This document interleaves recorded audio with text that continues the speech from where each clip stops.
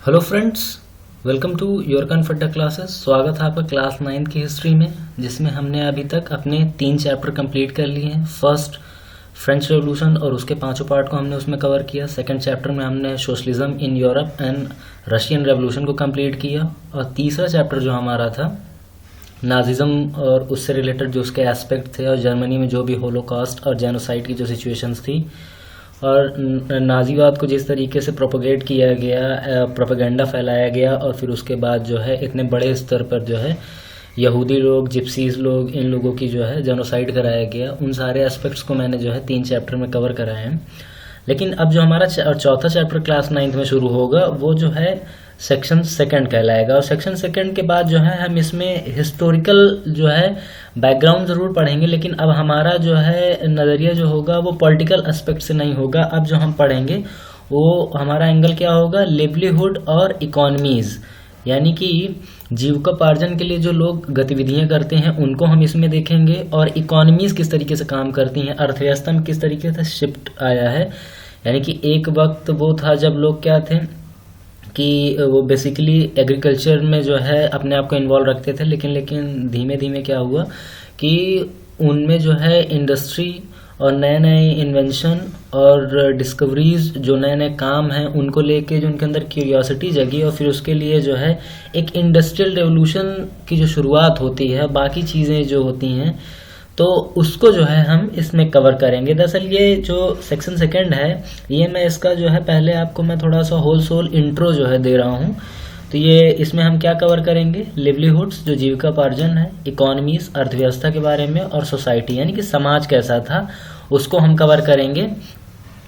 तो चलिए थोड़ा सा इंट्रो देख लेते हैं हम लोग। In section second we will shift और focus to study of livelihoods and economies. अब जो है हम अपना जो शिफ्ट करेंगे क्लास 9 वाली हिस्ट्री के सेकंड सेक्शन में, इसमें हम जीविकोपार्जन का जो तरीका है उसको, और इकोनॉमीज अर्थव्यवस्था किस तरीके से काम करती है, और अर्थव्यवस्था में जो ग्रेजुअली जो चेंजेस आए हैं वक्त के साथ साथ, उनको हम लोग इसमें देखेंगे। We will look at how the lives of forest dwellers and pastoralist change in the modern world and how they played a part in shaping these ideas.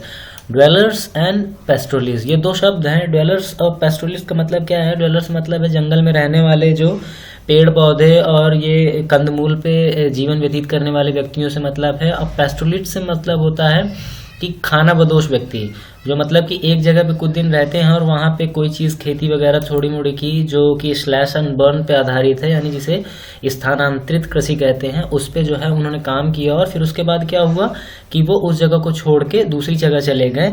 तो इन सारी गतिविधियों के माध्यम से विश्व का या संसार का या जिस जगह पे वो रह रहे हैं उनका जीवन किस तरीके से उनमें बदलाव आ रहा है। तो ये सारी चीज़ें जो हैं इस चैप्टर का मेन ऑब्जेक्टिव होगा एनालिसिस के लिए और समझने के लिए। All too often in looking at the emergence of the modern world, और इसके साथ ही जिस तरीके से आधुनिक विश्व का उदय हो रहा है उसको भी समझने का प्रयास करेंगे। We only focus on factories and cities on the industrial and agriculture sector which supply the market. और इसमें हम फोकस जो मूलतः है किस चीज़ पे करेंगे, फैक्ट्रीज, सिटीज और इंडस्ट्रियल और एग्रीकल्चर सेक्टर में जो सप्लाई, जो बाजार से जो मांग और पूर्ति का जो सिस्टम होता है पूरा, उसको हम समझने का प्रयास करेंगे। But we forget that there are other economies outside this sector. लेकिन हमें ये नहीं भूलना चाहिए कि इसके बाहर भी जो है कई सारे जो हैं सेक्टर्स हैं, विभाग हैं, other people too who matter to nations. ठीक है, जो चीज़ें बहुत ज़रूरी होती हैं एक राष्ट्र के लिए। The modernise the lives of pastoralist and forest developer, the shifting cultivators and food gatherers often seems to stuck in the past.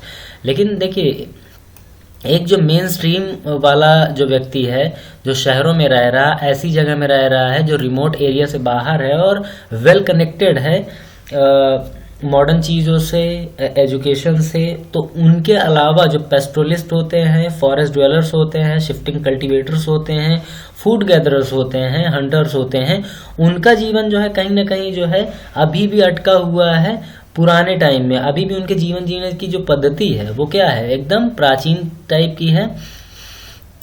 It is as if their lives are not important when we study the emergence of the contemporary world। ठीक है, हम जब उनके बारे में पढ़ते हैं तो क्या होता है, ज़्यादातर लोग क्या करते हैं कि उनके बारे में चीज़ें जो है इग्नोर कर देते हैं। और ये क्या है कि कहीं ना कहीं उनको जो है नज़रअंदाज किया जाता है, जिससे क्या होता है कि उनकी चीज़ें लोगों के सामने खुल के नहीं आती।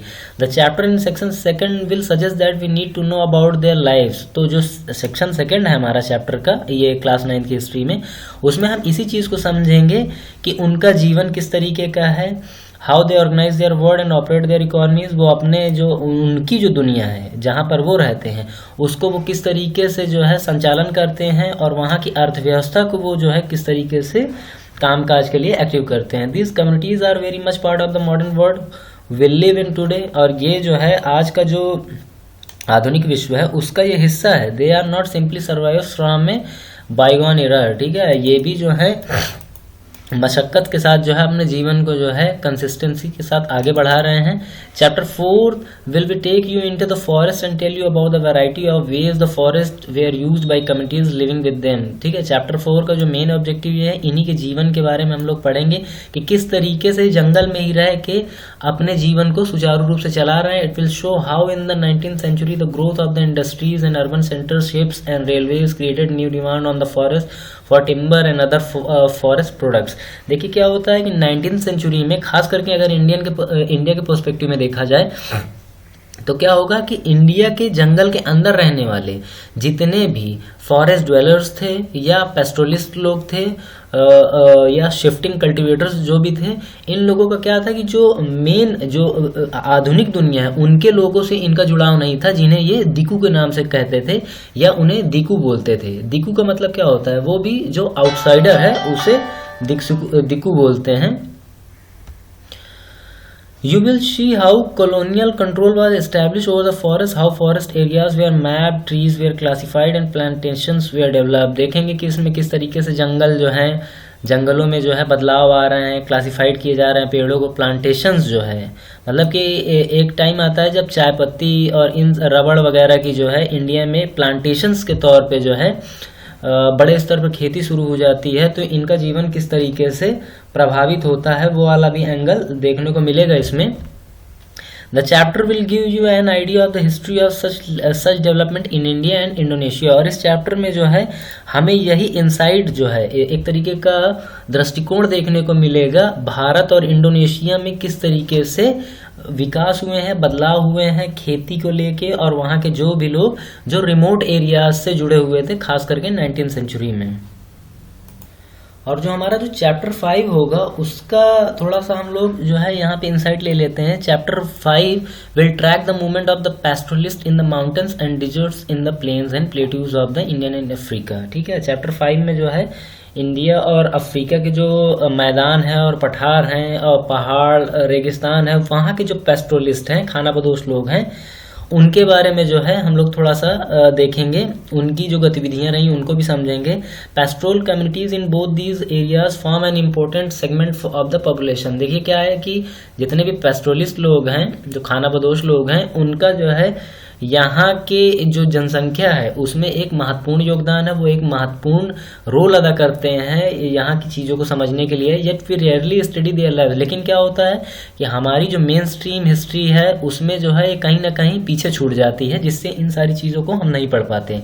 There histories do not enter the pages of text book. और इनका जो इतिहास है वो ज़्यादातर क्या है कि सुनी हुई बातें हैं। तो सुनी हुई बातों को क्या होता है कि बगैर साक्ष्यों के अभाव में उन्हें इतिहास के पन्नों में दर्ज नहीं किया जाता, जिससे क्या होता है वो अछूते रह जाते हैं। स्टूडेंट्स, विद्यार्थी या प्रोफेसर टीचर्स जो भी पढ़ रहे हैं या पढ़ा रहे होते हैं उनके टच में वो नहीं आ पाता। तो इसी में चैप्टर 5 में हम लोग क्या देखेंगे कि इनकी ज़िंदगी जो है जब ये मॉडर्न वर्ल्ड से संपर्क में आते हैं तो इनके जीवन में किस तरीके से बदलाव आता है। एक्सपेंशन ऑफ एग्रीकल्चर, खेती का जैसे जैसे स्तर बढ़ता जाएगा, जंगल को काट के लोग क्या करेंगे, खेत बनाते जाएंगे। और फिर क्या होगा कि जो डिक्लाइन ऑफ ग्रेजिंग फील्ड्स होगा, जो चरवाए की जो जगह होती है उनमें जो कमी आती जाती है। It will tell you about the patterns of their movements.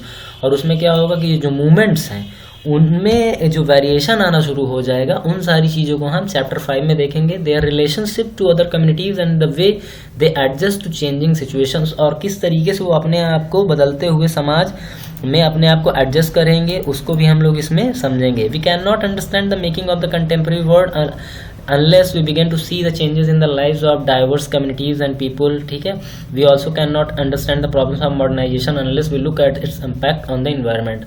देखिए क्या है कि जो भी वैश्विक या आधुनिकीकरण जो वर्तमान में हो रहा है उसका क्या प्रभाव पड़ रहा है पर्यावरण, जंगल और जो भी एटमॉस्फेयर है चारों तरफ का, उस पर क्या प्रभाव पड़ रहा है उसको समझने का जो नज़रिया है, इन सारी चीज़ों को बगैर पढ़े हम नहीं समझ सकते हैं। ये दरअसल ये चैप्टर बताना चाह रहा है। तो हमारा जो चैप्टर 4 है उसमें देखिए पहले हम लोग क्या शुरू करेंगे कि फॉरेस्ट सोसाइटी, जो जंगल में रहने वाले लोग हैं, ठीक है,